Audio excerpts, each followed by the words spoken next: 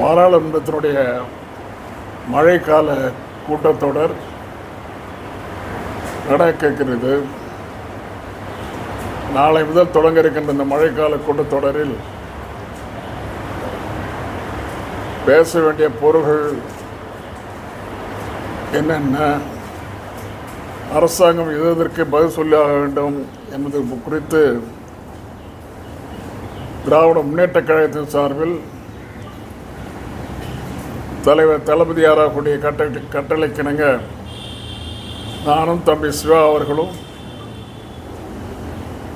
இன்று அந்த கூட்டத்தில் கலந்து கொண்டு கருத்துரைகளை வழங்கியிருக்கிறோம். கூட்டத்தில் வழக்கமாக வருகின்ற இராணுவ அமைச்சர் மரியாதைக்குரிய ராஜ்நாத் சிங் அவர்கள் இன்றைக்கு வரவில்லை. காங்கிரசுடைய தலைவர் நட்டா அவர்களும் பிஜேபியினுடைய தலைவர் நட்டா அவர்களும் அதைப்போல அமைச்சர்கள் கிரண் ரிஜிஜு,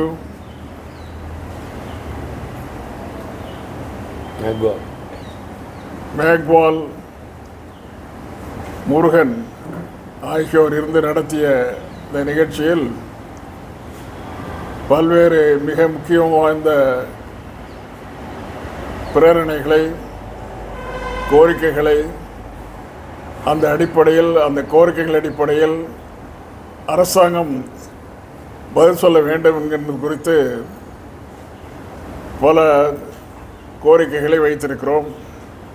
மூலாவதாக இந்தியாவினுடைய ஒரு பகுதியான பகல்காம், அந்த பகல்காம் நடைபெற்ற கொடுமையான சம்பவங்கள் 26 பேரை பலி கொண்ட அந்த பகல்காம் சம்பவத்தில் மோசமான முறையில் காஷ்மீர் அருகிலே இருந்து கொண்டு நம்முடைய எதிரியாக இருக்கின்ற பாகிஸ்தானுடைய தூண்டுதலின் பேரில் டெரரிஸ்ட் என்று அழைக்கப்படுகின்ற அது கொடுமையாக மக்களை அவ்வப்போது தாக்குகின்ற அந்த பாகிஸ்தானால் தயாரிக்கப்பட்டவர்கள் நம்முடைய மக்கள், அதாவது அங்கே சுற்றுலா தலமாக இருக்கின்ற பகல்காமிற்கு சென்றிருக்கின்ற மக்கள் மீது தாக்குதல் நடத்தி 26 பேர் அநியாயமாக கொல்லப்பட்டார்கள். அந்த கொல்லப்பட்டதற்கு இதுவரை இந்தியாவினுடைய அரசாங்கம் எந்தவித நடவடிக்கையும் எடுக்கவில்லை. கொல்லப்பட்டவர்கள் மீது நடவடிக்கை எடுத்திருக்க வேண்டும், அவர்களை கைது செய்திருக்க வேண்டும்.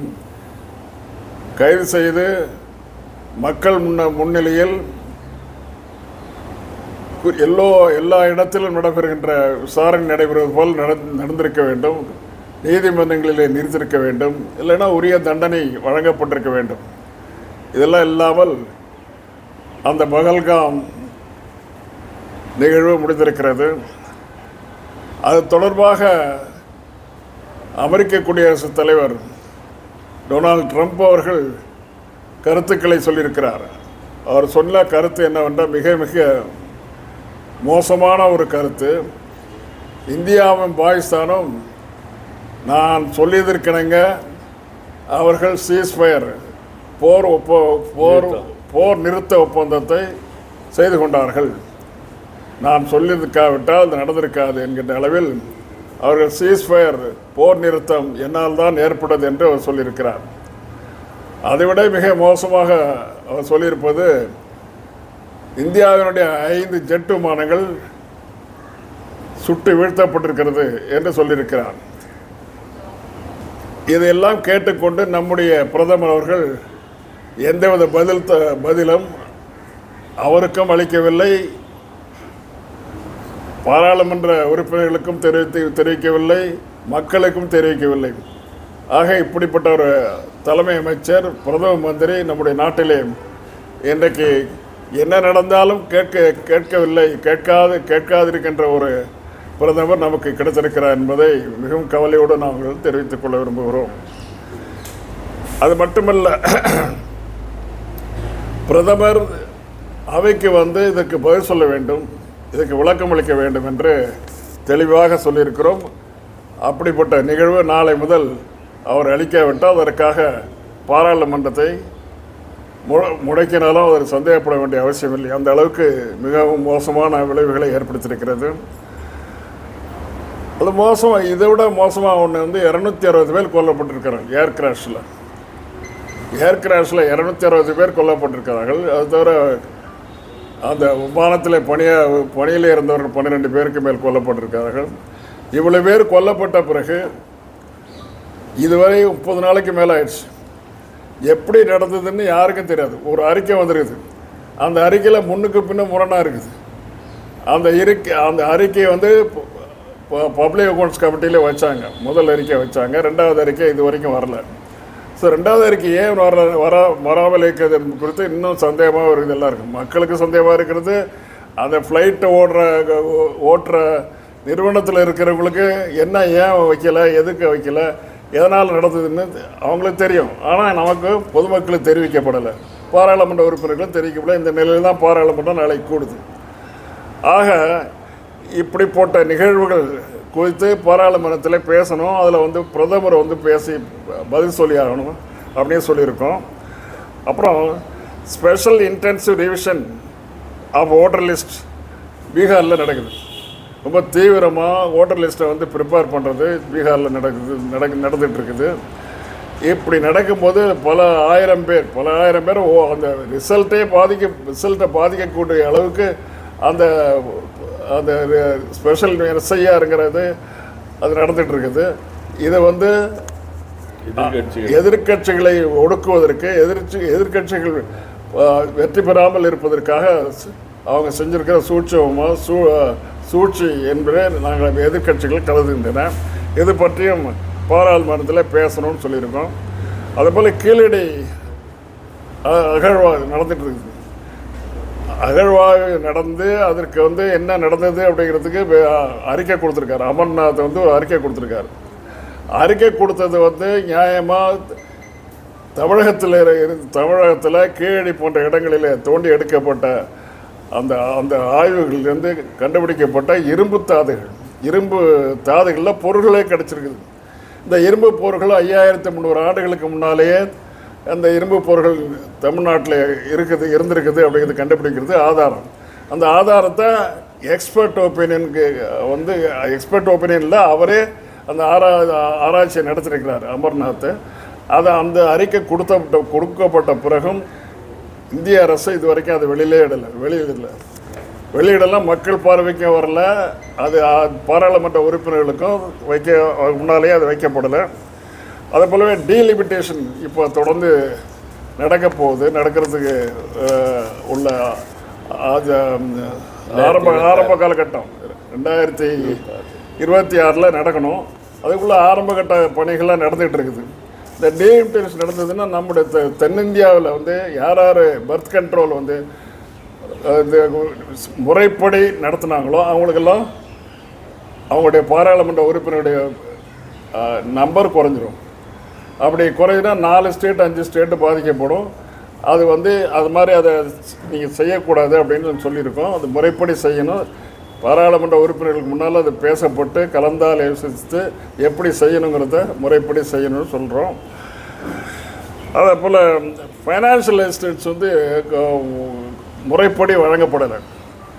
குறிப்பாக பள்ளிகளுக்கு வர வேண்டிய 2100 கோடி ரூபாய்கிட்ட நம்ம தமிழ்நாட்டுக்கு தர வேண்டியது இன்னும் கொடுக்கல. என்ன காரணம்னா இந்தி திணிக்கிறத அவங்க இந்தி திணிக்க விரும்புகிறாங்க. அதை நம்ம தடுத்து நிறுத்தணும். அது மாதிரிலாம் பண்ண முடியாது. இந்தி லாங்குவேஜ் படிக்கிறதுக்கு வைக்கணும். 3 மொழிகளை மொழிகள் கற்றுத்தரப்பட வேண்டும் என்று சொல்கிறார்கள். அது முடியாது. இந்தியை நாங்கள் சேர்க்க மாட்டோம். இந்தி படிக்கிறதுக்கு நாங்கள் எங்களுடைய பிள்ளைகள் விரும்ப மாட்டாங்க, பெற்றோர்களும் விரும்புறதில்லை, அதனால் செய்ய போகிறதில்லைன்னு சொன்னோம். அதனால் கொடுக்குறது. நிறைய ரயில் ப்ராஜெக்ட்ஸ் அனௌன்ஸ் பண்ணியிருக்காங்க. அதை பணம் கொடுக்கல. அதுபோல் மெட்ரோ ப்ராஜெக்ட் வந்து திருச்சி, மதுரை, கோயம்புத்தூருக்கெல்லாம் தலைவர் கேட்டே இருக்கார். அதை பற்றி எந்த பதிலும் கிடையாது. நேஷ்னல் ஹைவேஸ் ப்ராஜெக்ட்ஸ் வந்து இப்போ குறிப்பாக சென்னையிலேருந்து பெங்களூர் போகிற வழியை பார்த்தீங்கன்னா மோசமாக படுபாதாளமாக பள்ளம் தோண்டி கிடக்கிறது மாதிரி கிடக்குது. எங்கே பார்த்தாலும் ஒரு காரும் போக முடியாது, சைக்கிள் கூட போக முடியாது. அந்த மாதிரி அந்த சாலைகள் இருக்கின்றன. அந்த சாலைகள் செப்பனிடப்படுவதோ அல்லது புதிதாக சாலை போடுவதற்கோ எந்த ஏற்பாடும் பண்ணலை. அப்புறம் ஒன் நேஷன் ஒரு நேஷன் ஃபுல்லாக ஒரே எலெக்ஷன் நடத்தணும் அப்படின்னு சொல்கிறாங்க. அது சரியான முறையில் அதுன்னு கோர்ட்டுக்கெல்லாம் போயிட்டு வரணும். அது கோர்ட்டுக்கு போயிட்டு எப்போ என்ன நிலையில் வருதா ஜேபிசி ரிப்போர்ட், அது ஜேபிசி ரிப்போர்ட்டு அதுக்காக வச்சாங்க. அந்த ஜேபிசி ரிப்போர்ட்டு வந்தோடனே வச்ச உடனே ஒருவேளை அந்த ஒன் நேஷன் ஒன் எலெக்ஷன் வந்ததுன்னா அது வேறு வழி கிடையாது. ஏன்னா அது அரசியல் சட்டத்தினுடைய படி நடத்தணும். அப்படி அரசியல் சட்டத்தில் நடக்கும்போது நாங்கள் ஒன்றும் பெருசாக தடுத்து நிறுத்திட முடியாது. அந்த மாதிரி அந்த பொருள் குறித்து பேசணும்னு சொல்லியிருக்கோம். அப்புறம் டேக்ஸ் டெவல்யூஷன் டேக்ஸை நம்மகிட்ட கலெக்ட் பண்ணுறாங்க. நிறைய டேக்ஸை வசூல் பண்ணிக்கிட்டு 15வது நிதி கமிஷன் பிரகாரம் கொடுக்குறதில்ல. 15வது நிதி கமிஷன் 41% கொடுக்கணும்னு சொல்லியிருக்கோம். ஆனால் 33% வர்றதே பெரும்பாடாக இருக்குது. இது வந்து இதை பற்றி நாங்கள் பேசணும் அப்படின்னு சொல்லியிருக்கோம். இது மாதிரி பல செய்திகளை அப்பப்போ ஏற்படுகிற பல நிகழ்வுகளுக்கு பொறுத்த மாதிரி அது பேச்சு வந்து அமையும். நம் திராவிட முன்னேற்ற கழகத்தினுடைய உறுப்பினர்கள் பேசுவார்கள். நாளைக்கு கீழடி வந்து ராஜ்யசபாவில் 0 ஹவரில் கீழடி தம்பி சிவா வந்து பேச போகிறாரு. இது மாதிரி தலைவர் இப்போ எந்தெந்த என்னென்ன நிகழ்வுகளை பற்றி பேசணும்னு சொல்லியிருக்காரோ அதை பற்றியெல்லாம் தொடர்ந்து பேசிகிட்டு இருக்கோம். இல்லை, ஜேபிசியினுடைய அறிக்கை வைப்பாங்கன்னு நாங்கள் எதிர்பார்த்தா அதுக்கு டிஸ்கஷன் கேட்போம், அதை ஓடும் இது மாதிரி. ஆனால் இதில் வந்து பெருசாக நம்ம பாராளுமன்ற உறுப்பினர்கள் சாதிக்க முடியும்னு எனக்கு என்னமோ அது தெரியல. ஏன்னு கேட்டால் மெஜாரிட்டி அவங்கள்ட்ட இருக்குது. அரசியல் சட்டம் பேக்கிங்கில் அது செஞ்சாகணும். அது அவங்க தான் வெற்றி பெறுவதற்குள்ள வாய்ப்பு இருக்குதுங்கிறது தான் தோராயமாக சொல்ல முடியும்.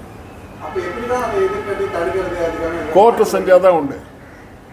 கோர்ட்டு ஆமாம். ஓகே.